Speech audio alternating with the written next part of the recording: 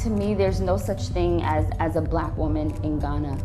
I'm a woman in Ghana. Living in the US, all of the seats are taken, all the big brands are there, and here you have an opportunity to create a seat at the table. It's significant to know where you belong and where you came from.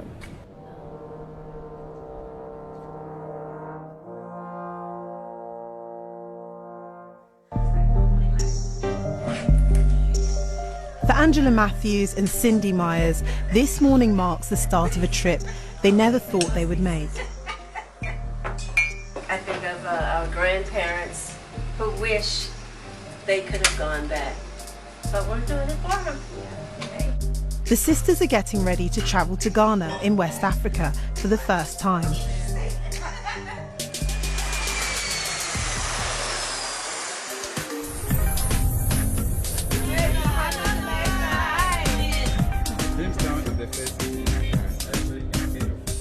This group could have visited this country any time, but they chose this year. Ghana is encouraging more descendants of the slave trade to retrace their roots. They've called 2019 the Year of Return. It's 400 years after the first enslaved Africans arrived in what is now the US. This is Cape Coast Castle. It was one of the most important African bases for British slave traders during the 18th century. Historians believe at least 12 million people were shipped from West Africa to plantations in the Americas and the Caribbean. As we walk down the dungeons, this is the real dungeon in Ghana. I never thought I would make this trip. Never, never. My sister and I are the first generation to make it here. And it's just truly amazing. Truly amazing. For Angela and her sister, the trip to the castle and its dungeons holds a special meaning. They recently took a DNA test and discovered that they are of Ghanaian heritage, meaning their ancestors may have been held in these cells. I'm so grateful to be here and to be here with my ancestors. It gives me a great joy and I feel like I'm home. And thank you and gratitude to every ancestor of my bloodline. Thank you for being strong enough to make it. I'm sorry you had to go through this. This place is very saddening to see how they were treated. So inhumane. I mean, who would do that? Why? Money? It's just very saddening. Enslaved Africans were pushed through the door of no return and onto waiting ships. For many, it would be the last time they would see the continent. Being here, taking my shoes off, getting into the water, the Atlantic Ocean, I felt at peace, I felt at home. I felt like all of my ancestors, we were reunited, and it was just a wonderful feeling.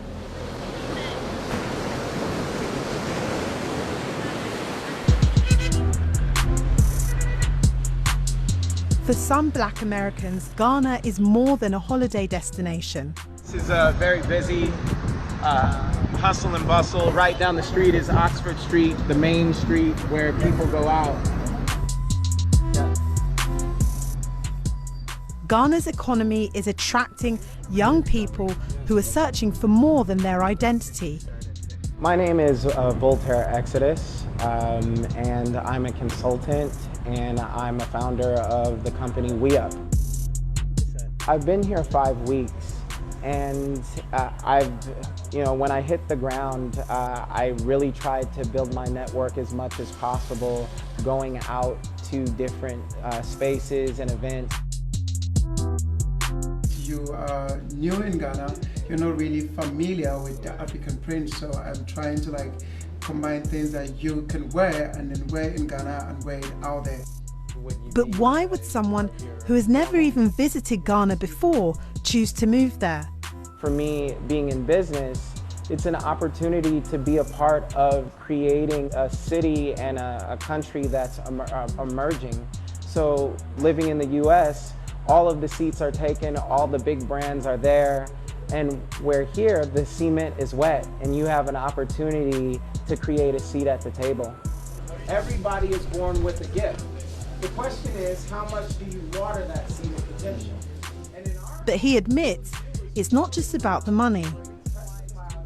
The main differences of my life in Ghana and the US is the peace. Ghana is a very peaceful place. This is where you get comments from your friends like, be safe, right? And they actually live in Chicago, Illinois. There's a lot of violence in the city of Chicago. And so the irony is someone in Chicago is asking me to be safe in a place that's peaceful, but that's partly tied to the imagery that they're fed every day.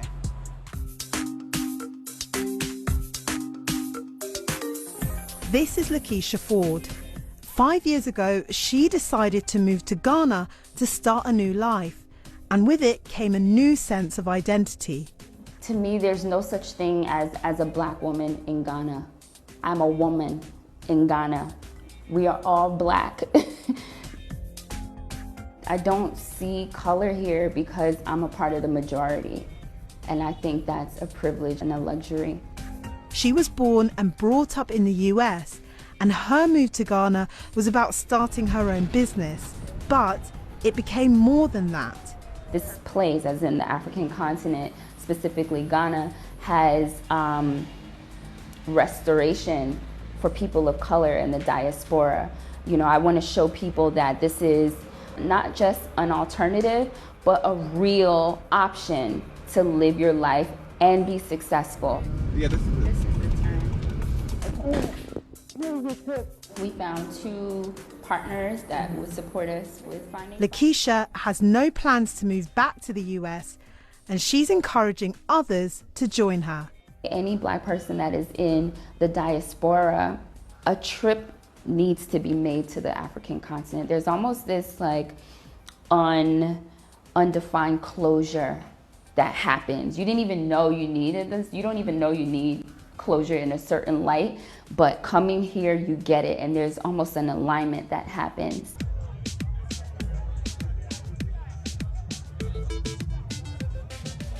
Back at the tour group, Angela, Cindy, and the other travellers have also been able to discover a different side to Ghana. The country estimates the number of tourists wanting to find out about their heritage will increase by up to 40% this year.